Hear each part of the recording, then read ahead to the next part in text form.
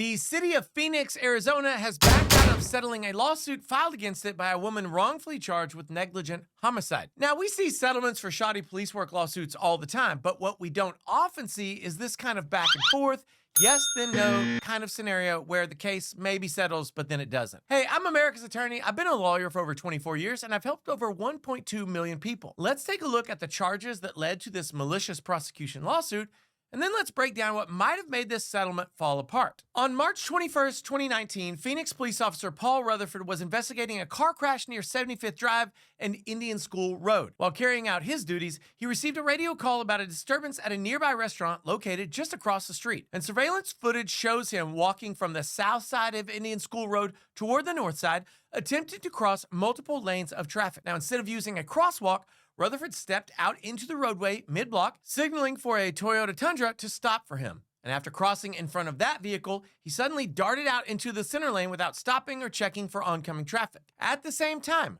Nubia Rodriguez was driving eastbound in her Ford Expedition. She was not impaired or distracted or speeding, but her view was blocked by the Tundra. She had no time to react when Rutherford unexpectedly entered her lane, and the collision was unavoidable. The impact killed Officer Rutherford, and the tragedy was captured on several cameras in the area, evidence that would later become critical in determining what truly happened that day. Following that accident, the Phoenix Police Department chose to investigate the death of its own officer rather than referring the case to an outside agency, which already raises concerns about impartiality. Nubia Rodriguez's Ford Expedition was equipped with a Burla IVE infotainment system, which is a tool capable of extracting limited GPS data from a vehicle. And more on that in a second. Detective Chad Dennison identified gaps in the record and confirmed with Burla representatives that the information was unreliable and prone to error. Now, despite this warning, lead investigator Michael Davidson and accident reconstruction officer Gregory Gibbs relied heavily on the faulty GPS data. Gibbs used it to construct a narrative that Rodriguez was speeding at nearly 50 miles per hour and driving recklessly, conclusions that were contradicted by video evidence of the crash. Davidson, fully aware of the limitations, included the disputed data in his official report and later in a charging document known as a Form 4, which formally initiated criminal proceedings against Rodriguez and did not disclose that the data was potentially corrupt. In August of 2020, more than a year after the accident, the case against Nubia Rodriguez was presented to a grand jury by Maricopa County Prosecutor Tiffany Brady. Now, instead of giving jurors the full picture, Brady limited the evidence to the testimony of Officer Michael Davidson, who repeated the narrative built on the flawed Burla IVE data. Remember, he knew it was flawed, but he didn't tell anyone. Crucial video footage that showed Officer Rutherford darting into traffic without looking both ways was withheld from the grand jury, as were reports documenting the unreliability of the GPS data. Davidson testified that the speed and location readings from the Burla systems were established fact, despite knowing from his own department's communications with Burla that the information could not be trusted,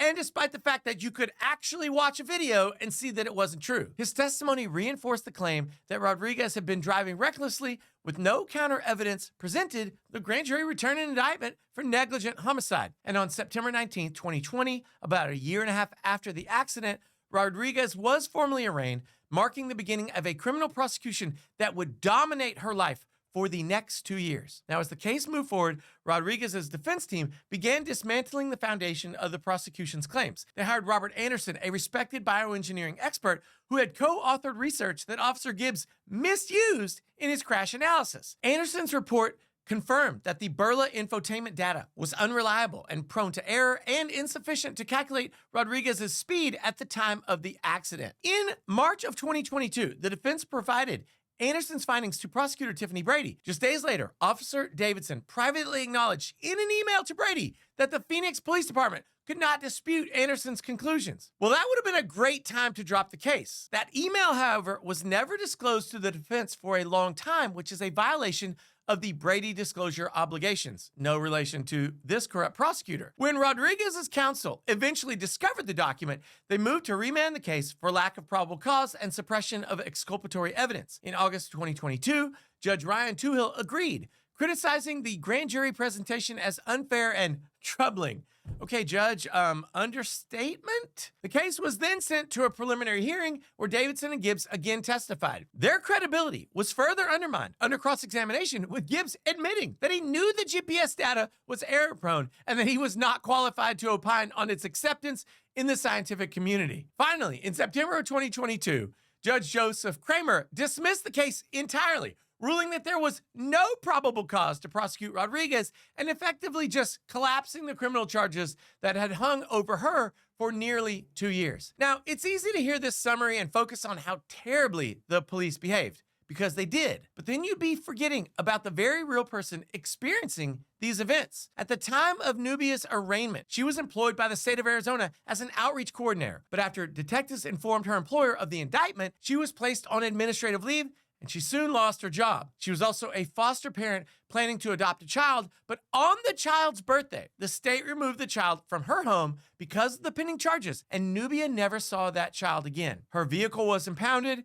and she was forced into bankruptcy, and her foster parent qualifications were revoked, permanently ending her plans to adopt. Beyond the financial and familial losses, the lawsuit alleges that Rodriguez's mental health deteriorated under the weight of the prosecution. She suffered from anxiety, depression, sleeplessness, headaches, and stomach pain, eventually seeking professional mental health care. For nearly 2 years, she lived in constant fear of spending some of her life in prison for a crime she didn't commit. And while her reputation, career, and personal stability were almost completely destroyed in the process. So naturally, as I said, she did what anyone would do after being forced through such a traumatic experience due to some overzealous cops. Okay, that's kind. They were unethical. She filed a lawsuit. That was in September of 2023. She filed her civil lawsuit in Maricopa County Superior Court, which was later removed to federal court. The suit asserts multiple claims against the city of Phoenix and its officers Michael Davidson and Gregory Gibbs. Central among those claims is malicious prosecution under Arizona law, alleging that the officers knowingly used false evidence and suppressed facts to push forward criminal charges without probable cause. She also brings federal claims under 42 U.S.C. Section 1983, accusing the defendants of fabricating evidence, withholding exculpatory information, and violating her rights to due process and fair proceedings. The complaint further asserts municipal liability, arguing that the city of Phoenix has a long-standing pattern of failing to train, supervise, or discipline officers who suppress evidence, misrepresent testimony, or pursue wrongful prosecutions. Maricopa County and County Attorney Rachel Mitchell were initially named as defendants on similar grounds, but then they were later dismissed from the lawsuit by stipulation, leaving just the city of Phoenix and its officers as the primary parties facing liability. The city of Phoenix and the defendant officers have, of course, denied wrongdoing. In their answer to the amended lawsuit, they admit certain basic facts, such as Officer Rutherford's death and the existence of video footage, but then they reject the claim that they fabricated or suppressed evidence.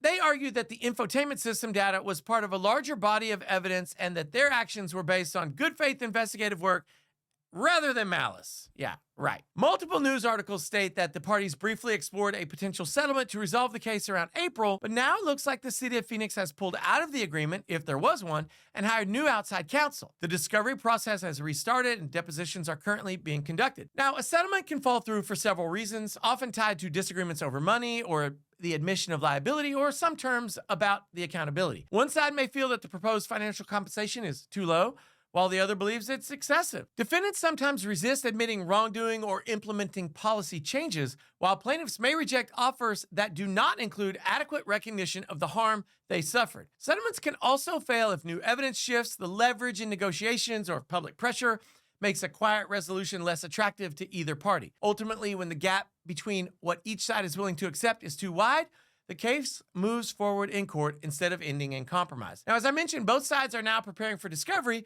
where evidence such as internal police communications, expert reports, and withheld materials will likely come under scrutiny. Depending on the outcome of that discovery process, the defendants may attempt to have the case dismissed through summary judgment, but if those efforts fail, the case could move toward trial. Now, I personally have some experience suing cities, and I understand why sometimes a case that looks like it has settled doesn't actually settle. And that's because cities and other governmental agencies are often governed by boards that have to sufficiently agree to settle. Sometimes the lawyers advise the city to settle, and for that good advice, the lawyers get fired. As I said earlier, the city recently switched lawyers.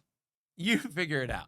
What are your thoughts on Nubia's lawsuit? Why do you think the settlement fell through? Do you think this case will make it to trial? Hey, do me a favor, drop your pro se opinion down below in the comments and let me know what you think about this situation. And don't forget, while you're down there, to lawyer up with me, America's Attorney, by hitting that subscribe button, because I will be back soon with more legal breakdowns, maybe even an update on Nubia's case, and I don't want you to miss it, and I will see you then. And insufficient to calculate Rodriguez filed a lawsuit for malicious. Rodriguez claims this failure is a hard word for me to say because it's not something I do a lot.